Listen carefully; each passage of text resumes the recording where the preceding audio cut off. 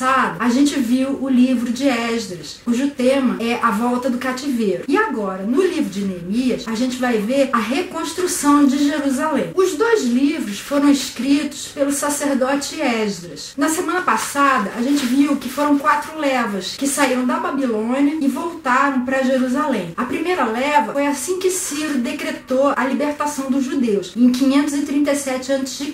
A segunda leva foi em 457, a terceira em 444 e a última leva foi em 432 a.C.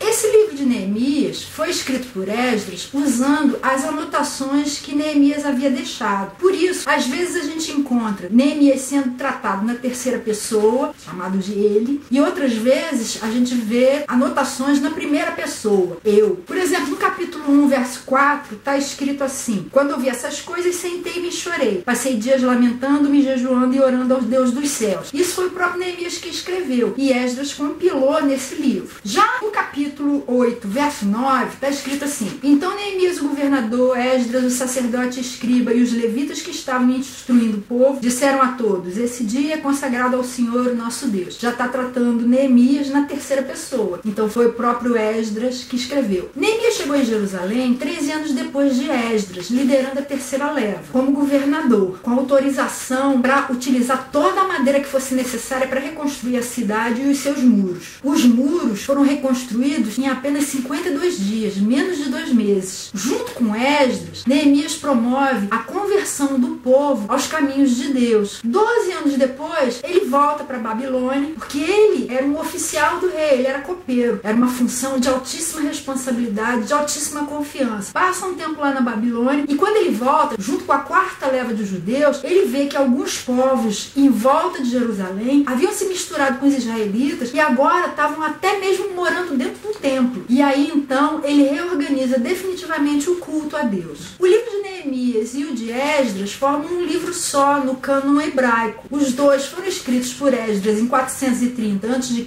em Jerusalém. E o nome Neemias vem do hebraico Neemia, que significa consolo do Senhor. E no grego se chama Esdras Deuteron, segundo Esdras. O livro conta da primeira viagem de Neemias, em 444 a.C., até a total restauração do templo, que aconteceu em 432 a.C. E o verso-chave, que é aquele versículo que sintetiza a ideia geral do livro, está no capítulo 2, verso 5. Respondi ao rei: se for do agrado do rei e se o seu servo puder contar com a sua benevolência, que ele me deixe ir à cidade onde meus pais estão enterrados, em Judá, para que eu possa reconstruí-la. Esse livro pode ser dividido como? Eu botei 2 partes. A primeira, que vai até o capítulo 6, trata da reconstrução dos muros. Mostra a volta dos primeiros exilados e as lutas que eles enfrentaram para poder terminar a reconstrução dos muros. E a segunda parte vai do capítulo 7 até o fim do livro, no capítulo 13, que trata não mais da reconstrução da cidade ou dos muros, mas da reconstrução da vida moral e espiritual daquela nação. E como é que a gente pode ver Jesus aí? Na pessoa de Neemias, o restaurador que abriu mão de sua alta posição para cumprir uma missão. No capítulo 1 e no capítulo 2, conta que Neemias era copeiro do rei. Essa posição era de grande responsabilidade, porque copeiro, naquela época, não era como a gente entende copeiro hoje. Alguém que serve água numa bandeja, cafezinho, depois lava as coisas e tal. Não, copeiro naquela época era aquele que provava as comidas, bebidas, tudo que fosse servido para o rei, o copeiro precisava provar primeiro, para ter certeza de que não estava envenenado. Então, ele tinha toda a confiança do rei. E era super importante que ele não ficasse doente, porque aquilo poderia ser sinal de envenenamento. No capítulo 2, depois que ele recebe notícias de que a cidade estava desolada, incendiada, os muros derrubados ainda, ele fica muito triste, ele ora e depois vai trabalhar. Quando ele entra na presença do rei, o rei percebe que ele estava triste. E aí perguntou: o que você tem? Porque eu sei que você não está doente. E foi aí que Deus abriu a oportunidade para que ele pedisse que o rei permitisse o retorno dele para Jerusalém para reconstruir a cidade e os muros destruídos. E Jesus também foi o restaurador da nossa vida, que abriu mão de toda a sua alta posição para cumprir a missão que o Pai deu para ele, de ser o nosso Salvador. Lá em Filipenses 2, a partir do verso 6, está escrito assim: ele, embora sendo Deus, não considerou que o ser igual a Deus era algo a que devia apegar-se, mas esvaziou-se a si mesmo, vindo a ser servo, tornando-se semelhante aos homens, e sendo encontrado em forma humana, humilhou-se a si mesmo e foi obediente até a morte, e morte de cruz. Neemias abriu mão de sua alta posição em benefício do povo. Jesus abriu mão de sua posição mais alta ainda, em benefício de toda a humanidade, de todos os tempos. E que aplicações práticas existem aí para nós? A primeira está no fato de que Neemias, apesar de sua altíssima posição no governo da Pérsia, nunca se esqueceu dos seus irmãos. Depois que 2 levas de judeus já tinham voltado para Jerusalém, ele perguntou a um dos seus irmãos, no capítulo 1, como é que estavam vivendo lá os judeus que tinham voltado. E as notícias que ele deu foram as seguintes. Está lá no versículo 3. Aqueles que sobreviveram ao cativeiro e estão lá na província passam por grande sofrimento e humilhação. O muro de Jerusalém foi derrubado e suas portas foram destruídas pelo fogo. Olha como Neemias reagiu. Quando ouvi essas coisas, sentei-me e chorei. Passei dias lamentando-me, jejuando e orando ao Deus dos céus. Mas ele não ficou só nisso. Quando ele viu uma oportunidade, no capítulo 2, ele se agarrou a ela para fazer aquilo que pudesse pelo seu povo. Olha o que está escrito de novo no verso-chave desse livro. Respondeu o rei: se for do agrado do rei e se o seu servo puder contar com a sua benevolência, que ele me deixe a cidade onde meus pais estão enterrados, em Judá, para que eu possa reconstruí-la. E o rei autorizou e ele foi. Se a gente estivesse na posição dele, tendo ali do bom e do melhor, sem ter nenhum motivo de preocupação, como é que a gente reagiria? Como é que a gente aqui no Brasil, onde tem liberdade de culto, reage quando a gente ouve falar de perseguição a cristãos, a morte deles pelo Estado Islâmico? Como é que a gente reage quando a gente ouve falar que em alguns lugares, como a Coreia do Norte, eles estão sendo mortos, estão sendo perseguidos, estão sendo vigiados, estão sendo proibidos de professar a sua fé? Será que a gente pelo menos ora por eles? Uma segunda lição é que quando Neemias via alguma dificuldade diante de si, ele tinha a melhor atitude que um homem de fé pode ter. Ele orava. Ele dependia de Deus em oração. Olha o que ele fez quando ele recebeu essas notícias do povo que estava lá em Jerusalém. Está lá no capítulo 1, verso 4. Passei dias lamentando-me, jejuando e orando ao Deus dos céus. Quando ele viu surgir a oportunidade, o rei perguntou para ele: o que você tem? Tá com essa cara aí. Eu sei que você não está doente. Lá no capítulo 2, no verso 4, fala assim: então orei ao Deus dos céus e respondi ao rei: se for do agrado do Senhor, que me deixe voltar. No capítulo 4, eles já tinham voltado para Jerusalém e estavam sendo alvo de zombaria dos povos inimigos que estavam ao redor deles. Olha como que ele reagiu. No verso 3 fala que Tobias, o amonita, que estava ao seu lado, completou: pois que construam,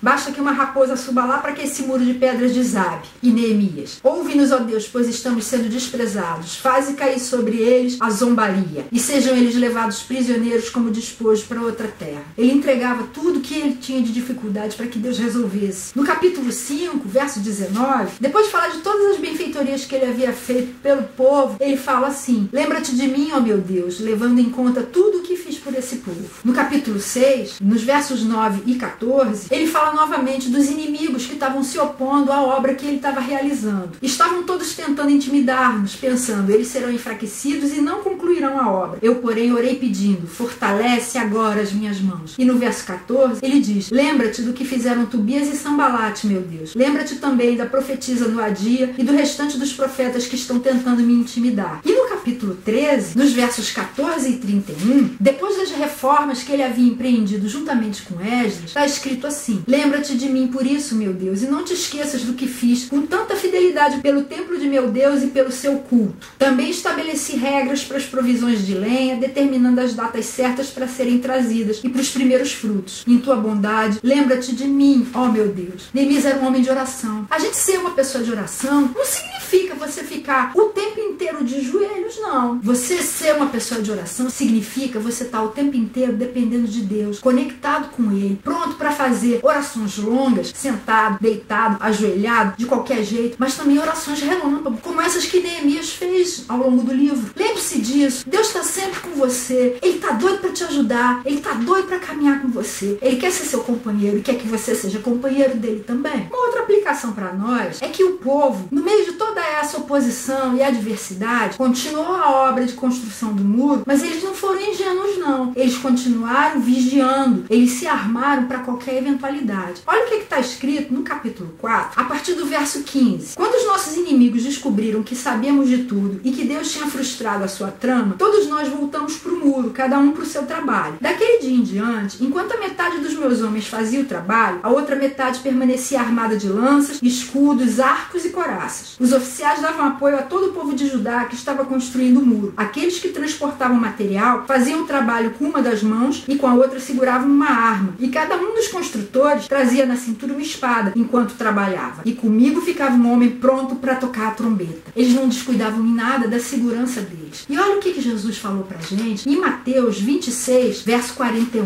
Vigiem e orem para que não caiam em tentação. O espírito está pronto, mas a carne é fraca. A gente já viu em vídeos anteriores que a nossa verdadeira luta não é contra as pessoas, mas contra os espíritos que estão por trás delas, nas regiões celestiais. A nossa vigilância, a nossa luta, a nossa segurança está toda no plano espiritual. Nós também devemos vigiar. Isso não é para contratar guarda, não é para a gente ficar sem dormir, mas é para a gente ser esperto, ficar atento e se proteger com as armas que Deus coloca à nossa disposição, que estão lá em Efésios 6. O cinto da verdade, a couraça da justiça, a prontidão do evangelho da paz, o escudo da fé, o capacete da salvação e a nossa oração. Essas são as armas com as quais a gente vai ter a verdadeira vitória no campo espiritual e, em consequência, no campo material. E a última lição está relacionada a um conto árabe que diz que um árabe estava viajando pelo deserto com o seu camelo. Lá pelas tantas ele armou a sua tenda e numa noite muito fria, o camelo colocou a cabeça para dentro da tenda para tentar se proteger. O árabe ficou com pena do camelo e resolveu deixar, coitado, era só a cabeça. Na noite seguinte, fez o mesmo frio e o camelo colocou a cabeça e o pescoço. E o árabe pensou, coitado, tanto frio, deixa só a cabeça e o pescoço. E nas noites seguintes, o frio se repetia e a cada vez o camelo entrava mais um pouquinho. No final, o camelo estava totalmente dentro da tenda e o árabe teve que ficar do lado de fora. Por que eu estou falando isso? Porque aqui, no capítulo 13, conta uma história que mostra que se a gente não tomar cuidado, o inimigo vai se infiltrando bem sorrateiramente na nossa vida até que ele acaba morando no lugar que antes a gente dedicava a Deus. Olha o que está escrito a partir do verso 4. O sacerdote Eliasibe tinha sido encarregado dos depósitos do templo de nosso Deus. Ele era parente próximo de Tobias, que era amonita, dos povos inimigos. E lhe havia cedido uma grande sala, anteriormente utilizada para guardar as ofertas de cereal, o incenso, os utensílios do templo e também os dízimos do trigo, do vinho novo e do azeite prescritos para os levitas, para os cantores e para os porteiros, além das ofertas para os sacerdotes. Mas enquanto tudo isso estava acontecendo, eu não estava em Jerusalém, pois no 32º ano do reinado de Artaxerxes, rei da Babilônia, voltei ao rei. Algum tempo depois, pedi sua permissão e voltei para Jerusalém. Aqui, soube do mal que Eliasibe fizera ao ceder uma sala a Tobias nos pátios do templo de Deus. Fiquei muito aborrecido e joguei todos os móveis de Tobias fora da sala. Mandei purificar as salas e coloquei de volta nelas os utensílios do templo de Deus com as ofertas de cereais e o incenso. Tobias era inimigo e pouco a pouco acabou morando dentro do templo. Se a gente não tomar cuidado, isso acontece na nossa vida também. E o que a gente deve fazer se um belo dia a gente perceber que isso aconteceu? A gente deve fazer a mesma coisa que Neemias. Expulsar o inimigo, não querer nenhum trato, não querer nenhuma conversa com ele e purificar de novo a nossa vida, o nosso coração, porque o verdadeiro templo de Deus é aqui dentro e ele deve ser sempre mantido puro para que Deus continue morando nele. Esse foi o resuminho do livro de Neemias. Na semana que vem, a gente vai ver o livro de Esther, que conta a história de uma judia que participou de um concurso de beleza e acabou se tornando rainha na Babilônia. Não perca!